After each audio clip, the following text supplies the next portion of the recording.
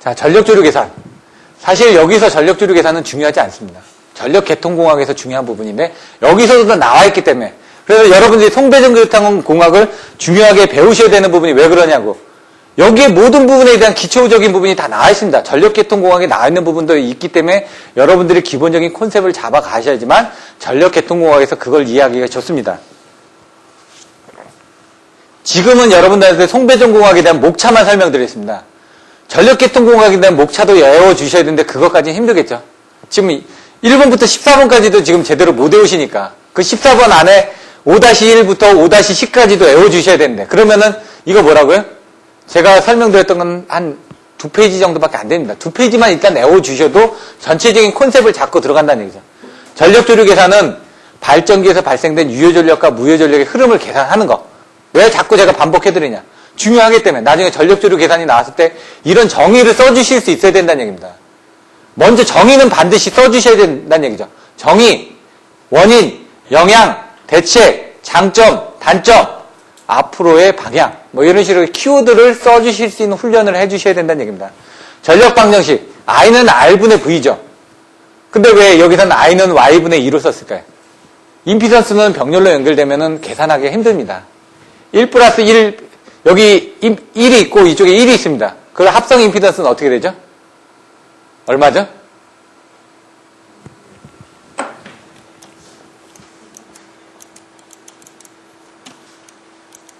지금 마우스가 어디로 갔나?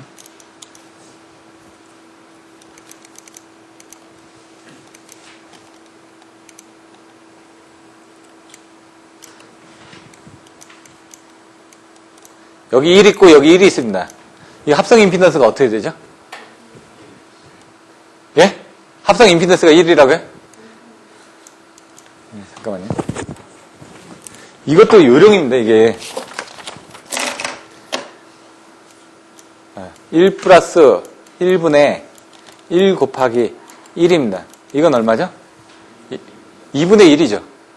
그럼 여기가 10이 됐습니다. 여기 10이 되고 여기가 10이 됐습니다. 얼마일까요? 5죠. 이렇게 오시면 됩니다. 나중에 CLR도 뜯어보시면요. CLR 6600에 CLR이 25ohm이라고 되어 있는데 저는 다 뜯어봤습니다. 그리고 그 뜯어보고 나서 수학적으로 계산해보니까 얘가 이렇구나. 100ohm짜리가 4개가 연결이 되어 있습니다. 100ohm짜리 2개가 연결되니까 50ohm. 100ohm짜리 2개가 연결되니까 50ohm. 50ohm짜리가 또 다시 또 병렬로 또 연결돼서 25ohm으로 되어 있다는 얘기죠. 나중에 똑같은 용량이 있으면 그 값을 반으로만 나눠주시면 됩니다. 송전 용량. 여기서 보시면 I는 Y분의 2를 쓴 게 왜 그러냐면요. 병렬로 연결되다 보니까 계산하기가 힘듭니다. 근데 Y는 어떻게 되죠? 더하기만 하면 되죠. 그래서 계산하기 편하게 하려고 이렇게 놓은 겁니다.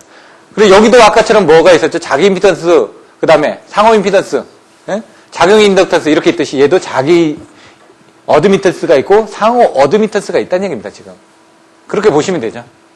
그래서 그런 내용들이 다 연관이 됩니다. 그래서 직각좌표 변환하거나 극좌표로 변환해가지고 기지량, 미지량을 계산하는 거다. 그래서 이런 것들은 자세한 설명은 다시 전력계통공학에 가서 설명을 합니다. 송전용량 아까 제가 5장의 마지막에 나온다고 설명드렸죠? 그런 식으로 이게 어디 나오는지 머릿속에 넣어놓고 있다는 건 전체적인 흐름을 여러분들이 머릿속에 넣어놓고 있다는 얘기입니다. 그래서 전체적인 흐름을 머릿속에 넣어놓고 있어야지만 나중에 답안지를 쓰실 때 자기가 좀 잘 모르는 내용이 있으면 다른 쪽에서 가져다 쓰실 수가 있습니다.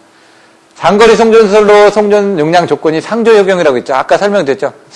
상차각이 적당할 거, 조상기 용량이 적당할 거, 효율이 좋을 거, 그 다음에 경제적일 거. 근데 송전 용량을 계산하는 방법은 고송상수라고 그랬죠. 고유화법, 송전 용량 계수법, 상차각에 의한 방법, 스티릭이라는 실험식. 스티릭이라는 실험식이 1장에 나왔었죠. 그러니까 그걸 갖다가 쓰는 겁니다. 스티릭이라는 실험식, 5.5, 루트 0.6L 플러스 100분의 P 이런 식으로 계속 반복을 해서 이게 나왔을 때 그걸 쓰는 훈련을 해주셔야지만 됩니다. 지금은 그 내용이 뭔지 모르겠지만 나중에 기본서부 안에 들어가게 되면 그런 내용을 설명을 드릴 겁니다.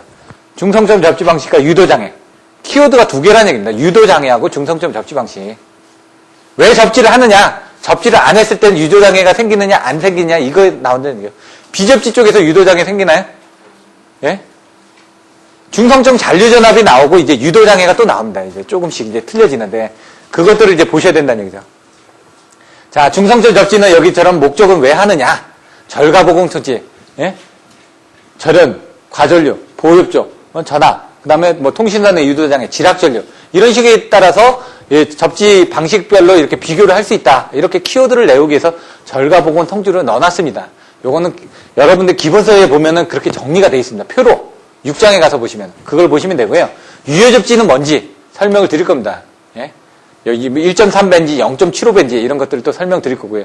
그때는 이제 기준이 성간전압인지 대지전압인지에 따라서 1.3배, 0.75가 틀려집니다.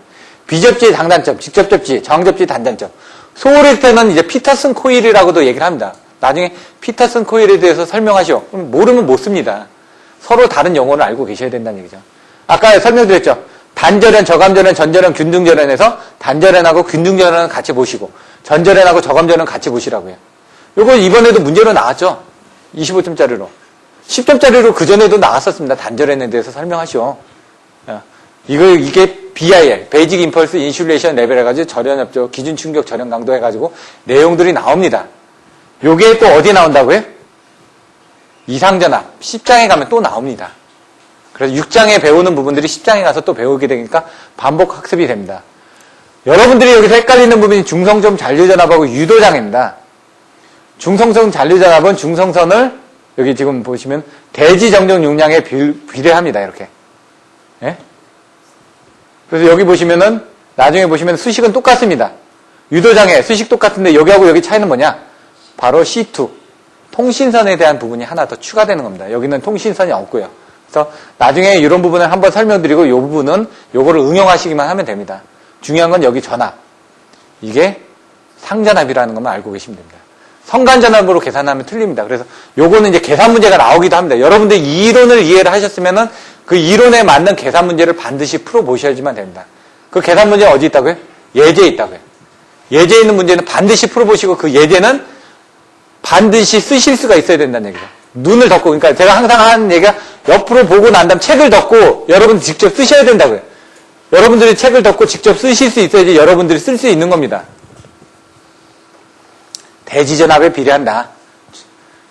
정전유도전압, 전자유도전압 이렇게 나옵니다. 정전유도는 전력선과 통신선 상호 정정용량 때문에 생기는 거다. 그래서 얘하고 비슷합니다.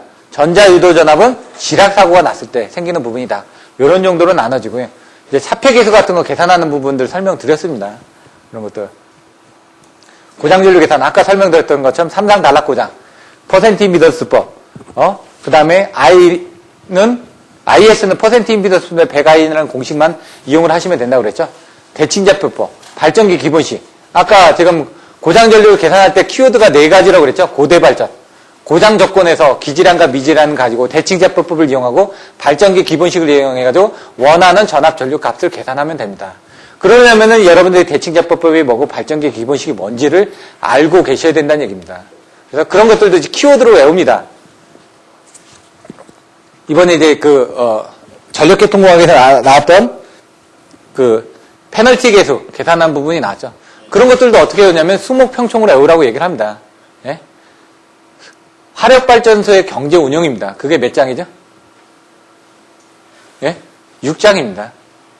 이렇게 6장 수화력발전 쪽에 이제 경제 운영 부분이 나오는데 이제 송전선실을 고려한 경우하고 무시했을 때 이런 부분이 나오는데 그것도 키워드를 어떻게 하냐면 수목평총으로 외웁니다. 수급 조건을 외우고 목적 함수를 외운 다음에 평가 함수를 이용한 다음에 총 연료비 최소 조건을 외우시라. 이렇게 키워드를 가지고 자꾸 외우다 보면 쓰실 수가 있다는 얘기입니다. 여기도 고대발전이란 키워드를 가지고 이제 이용을 하시면 됩니다. 근데 그러기 위해서는 대칭자법이 뭐고 발전기 기본식이 뭐라는 걸 모르면 여러분들이 유추를 못 해냅니다. 그럼 이제 고장 조건을 이용해서 대칭자법을 이용할 때 전압부터 먼저 나와야 되는 경우가 있고요. 전류부터 먼저 나와야 되는 경우가 있습니다. 그래야지 계산값이 편해지니까. 그거는 케이스에 따라서 설명을 드릴 겁니다. 계통 임피던스, 차가도, 과도, 동기 리액터스에 대한 내용들이 나옵니다. 그런 것들 나중에 설명할 거고요. 그때 임피던스가 나오다 보니까 여기에 선로의 영상 임피던스는 대지 기로 인덕턴스, 대지 정종량량 값을 사용한다고 되어 있죠. 사고 났을 때 이런 부분들은 송전선의 고장전류 계산값은 임피던스를 환산하다 보니까 아까 Y하고 델타라고 환산했던 것처럼 작용정량량에서 콘덴서 부분은 CN은 CS 플러스 3CM 나왔었죠. 그런 계산 방법하고 똑같은 내용을 여기서 여러분들이 배우시게 됩니다. 그러니까 하나를 알면 10가지가 보인다고 하나를 명확하게 이해를 해두시면 나중에 가서 그걸 또 써먹으실 수가 있습니다. 그래서 제가 자꾸 반복을 해드리는 겁니다. 요것도 계산해 보시면 1에서는 영상 임피던스, 작용 인덕턴스 4배 나가 나옵니다. 2에서는 약 4배, 7배 정도. 요게 1.3이고요. 작용 인덕턴스 값이 얼마였죠? 대지기로 인덕턴스, 자기 인덕턴스가 얼마였죠? 예? 작용이 1.3이었죠? 얘 보면 4.6 정도가 나옵니다. 그러니까 한 3배 정도, 3.5배 정도 나옵니다. 그래서. 근데 얘는 2에서니까 3.5배, 2배니까 7배가 나오는 겁니다. 그래 3.5배 하기 힘드니까 4배 해놓은 거고요. 그거 2배 하니까 7배가 나옵니다. 이런 것들 나중에, 여기 나왔죠? 1.3분의 4.6이라고요. 예? 작용 인덕턴스가 1.3이었고요. 1회선에 대한 영상 임피던스가 4.6이기 때문에 3.5배니까 4배라고 부른 거다. 이 3에서 4배가 또 어디서 나옵니까? 애자 개수를 선정할 때, 예? 이런 그 전압 부분에 대해서 3배에서 4배 정도를 고려해가지고 애자를 선정하라. 이게 2장에 보시면 또 내용이 나와 있습니다. 그런 내용들이 다 중복이 되어 있습니다. 역상회로, 정상회로 이런 부분 나와 있고요. 잠시만요. 8장 부분까지 하고 또 쉬겠습니다. 이게 지금 14개 챕터 정도 되다 보니까 8장 안정도 2개로 나눠진다 그랬죠. 뭐라고요? 위상각하고 전압 안정도로 나눠진다. 근데 그 위상각 안정도를 나누다 보니까 이제 정태, 동태, 과도 안정도로 나누는데 이 동태 안정도는 보통 빼고 얘기를 합니다. 고유 정태 안정도, 그 다음 동적 정태 안정도, 고유 과도 안정도, 동적 과도 안정도 이렇게 부결을 합니다. 과도가 다 양쪽에 들어가 있습니다. 이 동태 부분이 뭘 고려했을 때? 예, AVR이나 조속기 효과를 고려했을 때를 이 동태 부분이 나오는 겁니다. 그래서 무한대 보선이 뭐라고요? 4가지로 쓰시라고요. ZI, V, 관, 용. ZI가 뭐라고요? 내부 임피던스가 제로고. 임피던스가 제로라는 건 뭔가 많이 보내줄 수가 있겠죠. 왜? 무한대 모선이라는 거예요. 무한대. 뭔가 많이 보내줄 수 있는 모선이니까 VI, ZI. 내부 임피던스가 제로니까 임피던스가 제로라는 건 많이 보내줄 수 있겠죠. V. 전압 ER은 그 크기와 이상의 부하의 증감에 관계없이 전혀 변화하지 않고. 전압이 변화하지 않는다는 거는 전압 변동이 없다는 얘기죠. 그러면은 뭔가 보내줘도 얘가 뭔가 흔들리지 않는다는 얘기죠. 예? ZI, V 됐고, 관. 극히 큰 관성정수를 가진. 관성정수가 뭐죠? M이죠. 이건 뭐냐? 계속 돌려놓는 힘입니다. 그 뭐냐? 여러분들이 자전거로 달리다가 발을 뗐습니다. 그럼 관성에서 계속 가죠. 근데 걔가 극히 큰 관성정수를 가지면 없어도 멀리까지 간다는 얘기입니다. 그러니까 뭔가 이제 보내줄 수 있는 힘이 세다는 얘기죠. 용량 무한대 전원. 힘도 세고 저항도 없고 뭐든지 많이 보내줄 수 있는 게 무한대 모선이라는 얘기입니다. 그래서 여러분들이 전력조류 계산할 때 한계는 반드시 이런 이 무한대 모선으로 계산을 해주셔야 되는 게, 왜냐하면 계산하다 보면 손실이 생깁니다. 그 손실을 보상할 수 있는 부분을 바로 기준 모선, 슬랙 모선, 스윙 모선, 예? 이런 쪽에다가 잡아놓고 계산하게 됩니다. 나중에 그런 것들은 설명을 또 드릴 거고요. 일기 무한대 계통은 그림을 그리는데 발전소 쪽을 일기 무한대로 그리는 경우가 있고요. 수전단을 일기 무한대로 그림을 그리는 경우가 생깁니다. 케이스에 따라서 틀리고요. 이걸 회로를 그리고 벡터도를 그리고 하는 부분들이 생깁니다. 단거리 송전선로도 할 때 등가 회로를 그려주고요. 벡터도를 그려주셔야 됩니다. 그래서 모든 걸 여러분들 표현할 때 그림으로 표현을 해야 된다고요. 회로도, 벡터도 이런 것들을 빠지시면 안 된다는 얘기죠. 예? 역률을 할 때도 벡터도 들어갑니다. 어떻게 P하고 Q에 대한 벡터도 예? 개념으로 들어가죠. 전력 상차각 특선. P는 X분의 ES, ER, 사인 테타. 이건 안정도에서 항상 나온다고요. 예? 동기화력 이번에 나왔었죠? 10점짜리로. 안정도에서 나온 겁니다. 안 나온 건 아닌데 이제 중요한 부분에 대한 문제가 25점짜리로 나온 게 아니라 10점짜리로 나왔다는 얘기입니다. 다기계통에 대한 정태 안정도 해서. 예? 이런 게 이제 미소 신호 안정도라고 얘기합니다. 미소 부분. 그러니까 정태는 가만히 있는 상태거든요. 그러니까 신호가 약하죠. 뭔가 변동하는 부분이. 과도는 좀 뭔가 움직였다는 얘기고, 급격하게. 동태는 조금씩 움직이는 거야. 정태에서 동태로 바뀌었다 이제 과도로 바뀌어지죠. 이렇게. 그래서 여러분들이 그런 미소 신호 안정도에 대한 해석 방법이라든가 이런 것들이 교과서에 나와 있는데 그런 것들을 정리해서 나중에 답안지로 쓰실 수 있어야지만 됩니다. 근데 키워드 정도만. 그거에 대한 상세 설명은 쓰실 필요가 없습니다. 그런 거 물어보지는 않으니까.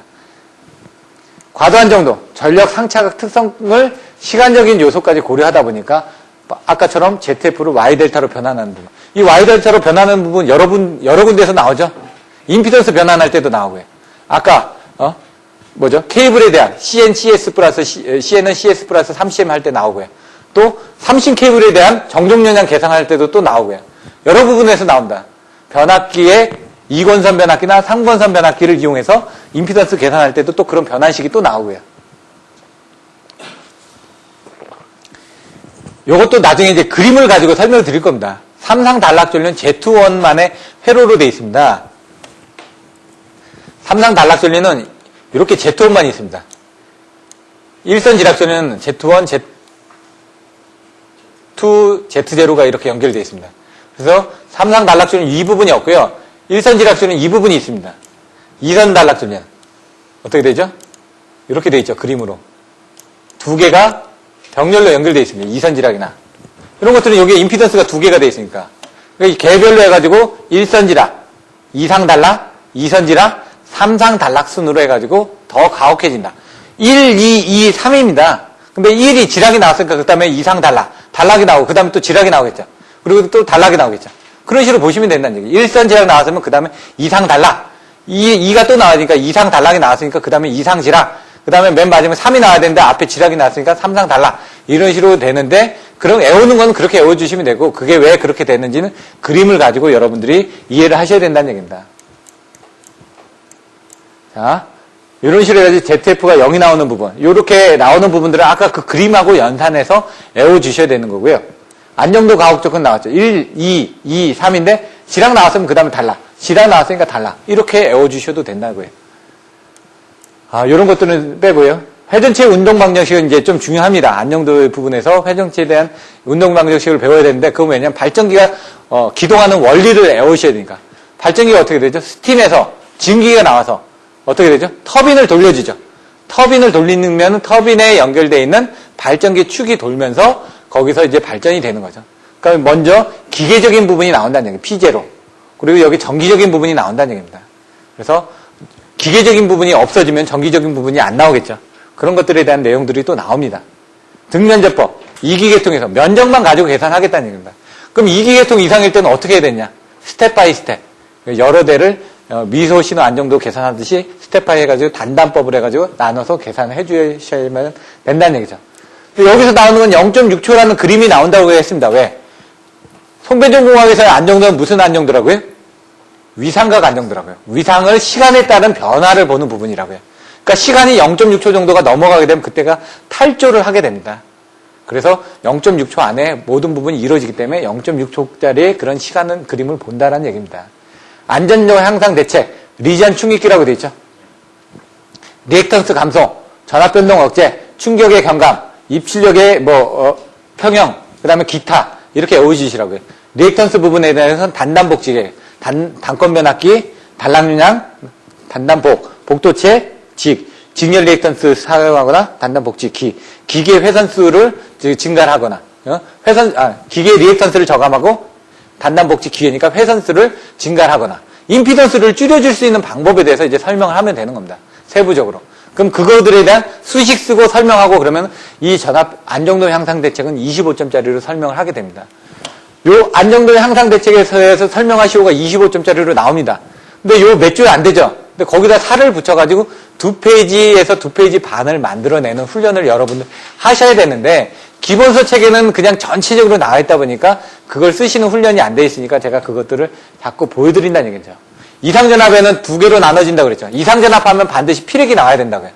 이상전압에서는 내부 이상전압하고 아까 외부 이상전압이 나왔죠. 그래서 여기 보시면 내부는 개폐서지 상용주파 이상전압인데 외부는 직경대, 유도래, 예?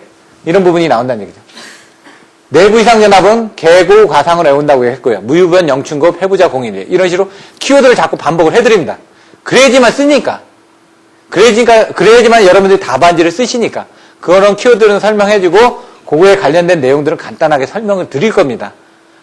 근데 요거에 대한 설명이 기본서에 다 나와 있지가 않습니다. 그렇기 때문에 간단한 내용만 설명드리고 나머지는 관련된 자료를 보내드릴 테니까 여러분들 보충을 해서 보시면 된다는 얘기죠. 내부 이상전압의 크기를 표로 정리하고 개폐서지 부분에 대한 내용이 나옵니다. 여기서 이제 얘기할 게 이제 전압은 정반사, 전류는 부반사라는 걸 알아야지만 개폐서지에 대한 그림을 그리실 수가 있습니다. 이 그림이 좀 혼돈이 됩니다. 그런 것들 보시고요. 여기 이제 무부하 선로의 송전선로 차단이 제동작용이 있을 경우와 없을 경우, 뭐, 1, 3, 5, 7, 9 이런 식으로 이제 증폭작용이 일어납니다. 그래서 그런 내용들이 나오고요. 여기 실제로는 저항 코로나 등의 제동작용으로 인해서 상규 대지전압의 3.5배 이상 이하로서 4배를 넘는 경우가 없다. 아까 저기 부분 4배 나왔었죠? 1에선 2에선. 요거 지금 애자에 가도 이런 내용이 똑같이 나옵니다. 애자에도 이 내용이 나와 있습니다. 외부 이상 전압은 뭐라고요? 직경내 유도래. 그런 부분에 대해서 나온다고요. 직경내, 그 다음에 유도래. 그래서 여기 지금 표준 충격 파형이 나오는데 표준 충격 파형도 전압과 전류로 나눠집니다. 거기 나오는 부분이 귀약 영점이 뭐고 파두장이 뭐고 파미장이 뭐고 이런 내용들이 나오거든요. 이런 것들을 나중에 설명을 드릴 겁니다. 30에서 90%를 연결한 지점이 귀약 0점이고 전류에서는 10에서 90%를 연결한 지점이 귀약 0점입니다. 이게 좀 혼돈이 됩니다. 그래서 요거는 그 정확하게 기준을 잡아가지고 계셔야 되고요. 진행파의 특성에서 아까 DQ는 ECDI, ECVI, D파이는 돼 있는데 파이는 ILV고요. Q는 여기 DQ 해가지고 여기 나옵니다. 파이는 이렇게 수식이 정의가 된 거 있으니까 나중에 보시면 되고, 아까 파동 임피던스, 특성 임피던스, 서지 임피던스, 고유 임피던스 똑같은 얘기라고요. 앞에서도 나왔죠? 여기 또 나옵니다. 그래서 Z는 루트 C분의 L 이렇게 보통 300에서 500옴 정도다. 특성 임피던스하고 전파 정수를 구하는데 이걸 어떻게 하냐? 무부하 시험이나 단락 시험을 이용해서 구할 수도 있고 가공선과 지중선을 비교해서 볼 수도 있다. 이런 내용들이 문제로 나온다는 얘기입니다. 반사파, 투과파, 진행파의 반사와 투과파 부분에 대한 것들이 나오는데 이게 장거리 송전선로의 그 계산하는 방법하고 비슷하게 계산이 됩니다. 그래서 아까 설명드렸던 것은 세선이 들어오는데 여기 접지를 했을 때 그 세선이 들어오는데 이 부분이 접지가 안 돼 있을 때 요거는 0.5입니다. 세선이 들어가지 나가는 건 답부터 열면 0.5가 나옵니다. 결론은. 저는 문제하고 답을 가르쳐 드립니다. 그리고 나서 그게 연결되는 과정들을 설명한다는 얘기죠. 답을 알아야지 나중에 틀려도 저희가 고쳐서 쓸 수가 있으니까. 요거 같은 경우는 이렇게 됐을 때 한 선에다 인가했을 때, 두 선에다 인가했을 때, 세 선을 다 인가했을 때 답이 어떻게 된다면 한 선에 연가했을 때 세 선 중에 두 선으로 빠져나가니까 3분의 2다. 그거는 거기다가 두 선 연결되면 세 선 여기에다가 두 배를 해주면 된다. 3분의 2다 두 배 곱하니까 3분의 4죠. 세 선일 때는 3분의 2다 3을 곱하면 3분의 6이 되겠죠. 그래서 두 배가 된다. 이렇게 외우라고도 했습니다. 그냥 무식하게 그냥 외우면은. 그리고 피레기, 이상전압 방지 대책에서는 피레기에 대한 부분이 중요하게 나온다는 거고요. 이상전압을 이제 내부 이상전압, 외부 이상전압으로 정리하는 부분하고 피레기로 나오는 부분, 이 세 가지 테마가 가장 중요하게 나온다. 그래서 피가접으로 외우라고 그랬죠. 피가접. 방지 대책이 피가접, 피레기, 가공지석, 철탑각 적지장을 저감하는 부분. 근데 여기는 이제 알고 계셔야 되는 게 섬낙이 뭔지, 역섬낙이 뭔지, 경관 역섬낙이 뭔지 알아주셔야지만 거기에 대한 방지 대책이 뭔지 또 나옵니다. 그래서 피레기 아까 재충상 방송내 나왔죠? 충격 방전 개시 전압이 어떻게 되는지, 상용주파 방전 개시 전압이 어떻게 되는지, 충격비가 어떻게 된다는지, 방전 전류, 방전 내락, 제한 전압 이런 내용들을 설명을 해주게 되는 겁니다. 그래서 충제 상속내인데 이렇게 내려가고 올라가는데 재충상 방송내로 외우라고 말씀드렸습니다. 피레기의 전격 전압들, 피레기의 전격 전압 산정 방법, 피레기 설치 장소 85, 65, 45, 20m, 345, 154, 66, 22.9kV. 이런 식으로 이제 자꾸 반복해서 외워주셔야 되죠. 피레기의 전격 전압 288, 144, 그 다음에 84, 이렇게 나오는 부분. 21kV 내지 18kV가 됩니다. 여기는 설명이 안 되는데, 21이나 요게, 아까 외웠듯이 뭐라고요? 3, 4, 5, 85, 154, 65, 66, 45, 22.9, 20m. 그러면 3, 4, 5는 288, 154는 144, 66은 84kV, 22.9kV는 21 내지 18kV, 22kV는 24 내지 27kV. 이렇게 이제 비접지 방식에서 계산하는 방법이 틀려집니다. 이렇게 나머지들도 이런 식으로 외워주시라는 얘기죠. 섬낙, 역섬낙, 경감 역섬낙을 왜 설명을 하는지, 이런 것들은 10점짜리 나오고, 그런 것들을 설명하고요. 절연협조, 피하액이, 이렇게 해가지고 설명을 하고 나오는데 또 뒤에 가서 또 설명이 됩니다. 그래서 간단하게 설명을 했고요. 보호개전 방식, 그림 설명 드렸죠? 아까 주보, 후비보호가 뭔지, 그 다음에 여기는 동작에 관련된 부분이 나옵니다. 정동작, 오동작, 정부동작, 오부동작, 이런 용어들 또 보는 부분들이 헷갈립니다. 그럼 뒤에부터 뭐라고요? 동작을 했을 때 정확하게 동작한 게 정동작. 오동작은 뭐라고요? 동작해야 될 때 동작하지 않은 게, 아니면 동작하지 않은 게 오동작이죠. 이런 식으로 해가지고 비교해서 보거나. 오부동작, 부동작 해야 될 때 동작하지 않은 거. 뭐 이런 식으로 이제 외우는 방법을 설명드렸는데 좀 헷갈리기 때문에 나중에 다시 그 부분을 설명을 드릴 겁니다. 보호계전기는 옛날에 삐삐가 있었고, 그 다음에 유선전화기가 있었고, 디지털 DDD 이렇게 누르는 게 있었고, 그 다음에 어떻게 휴대폰이 있다가 3G, 2G, 2G, 3G, 4G 이렇게 나가듯이. 옛날에 그 백인회 할 때 보니까 그 LTE에서 L이 뭔지, 또 LED에 L이 뭔지, 그렇게 해가지고 문제가 나오더라고요. 예? 롱텀 에볼루션입니다. 예? LED는 그 루미나이트드 그 부분이고요. 또 나머지 L이 뭐였더라? 세 개 중에 L이 롱이 아닌 것. 뭐 이렇게 해가지고 그때 문의지 나와가지고 LTE를 찍어가지고 떨어진 게 기억이 나는데, 그런 식으로 이제 그 TV를 보다가도 그거를 여러분들의 외우는 방법으로 자꾸 환산을 하셔야지만 된다는 얘기죠. 여기서 순정, 반정으로 외우라고 그랬죠. 순환시, 정환시, 반환시, 반환시성, 정환시. 이렇게 순정, 반정. 예를 들어 우리 애가 조선시대에 왕이 26명인가 28명인가 앞에 키워드를 가지고 외우더라고요. 예? 그걸 외우기가 힘들지 않습니까? 마찬가지로 여러분들도 그렇게 외우는 겁니다. 자꾸.